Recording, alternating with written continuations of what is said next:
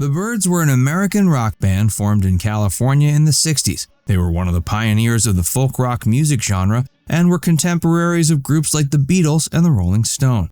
Sadly, some of the Byrds have passed away. They left behind incredible legacies that shouldn't be forgotten. Let's learn about all the Byrd members who have sadly died and about their incredible lives and careers. Gene Clarke. Gene Clarke was one of the founding members of the Byrds and one of the lead singers and songwriters. He was born as Harold Eugene Clarke on November 17, 1944 in Tipton, Missouri. He grew up in Kansas City and learned how to play guitar and harmonica at a young age. He was introduced to music by his father, and it wasn't long until he decided to pursue music as a career. He helped form the Byrds in 1964. Gene Clarke was instrumental in creating some of their most famous songs, including I'll Feel a Whole Lot Better, Set You Free This Time, You Won't Have to Cry, and 8 Miles High, among many others. He was lauded for his songwriting skills and is often credited as being a major factor behind the band's success. Unfortunately, this didn't always translate well with his fellow bandmates. At times, they resented him for earning extra money for his songwriting. He also hated touring at times as he disliked traveling, especially because he didn't like to fly. After a brief solo career, he returned to perform with the Byrds. He's perhaps one of the more underrated singer-songwriters of his generation and had a huge influence on rock music.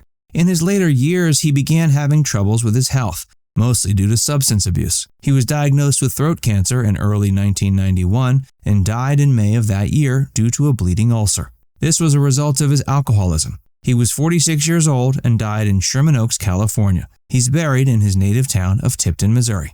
Before we tell you more about the Byrds who have sadly died, be sure to give this video a like and subscribe to Facts First for more. Mike Clarke. Mike Clarke was born June 3, 1946 in New York City. When he was 19, he was performing as a jazz drummer for a variety of bands and touring the country.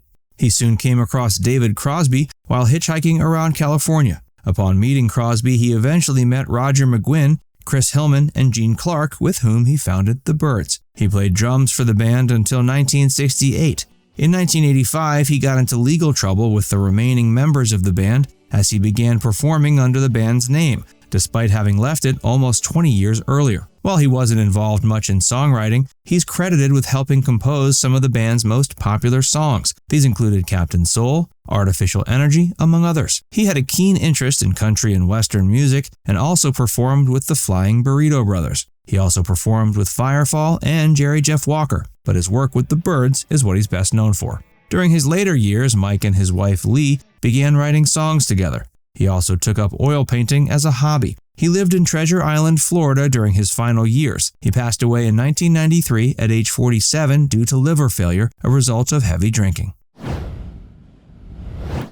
Kelley. Kevin Kelley was born March 25, 1943 in LA. He began studying the drums as a teen and played in his school's band. He served in the U.S. Marine Corps for 3 years and lived for a year in Japan. When he returned to the U.S., he decided to pursue a career as a drummer. Throughout the 60s, he played drums with a variety of different bands, focusing mainly on folk rock. He was the drummer of the band The Rising Suns.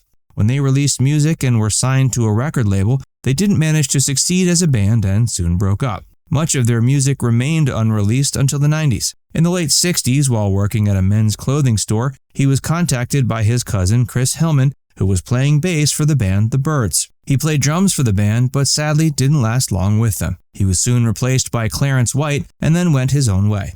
He later joined the band Fever Tree for their album For Sale. He played the drums for the band Gas, Food and Lodging. In the later years of his career, he served as a session drummer for a variety of artists including Phil Ochs, John Fahey, and Michael Cohen. He died of natural causes on April 6, 2002 at age 59.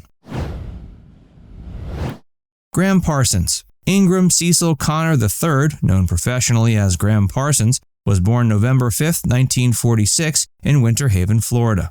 He became interested in folk rock music during his teens and began playing the guitar, piano, and also singing and writing songs. By 1968, he met the Byrds members and soon became a member himself. He first served as a jazz pianist for the band and then switched over to playing the guitar and singing.